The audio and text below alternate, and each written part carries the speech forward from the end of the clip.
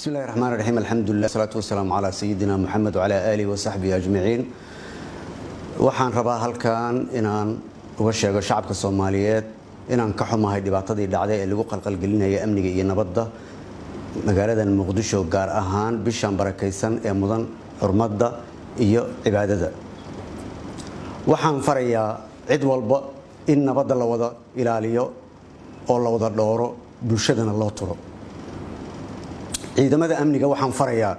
inay gutaan waajibaadkooda qaran oo ay dhowraan amniga shacabka iyo ka hortagga khatar kasta oo dhibaato u keeni karta bulshada Soomaaliyeed gaar ahaan bulshada magaalada Muqdisho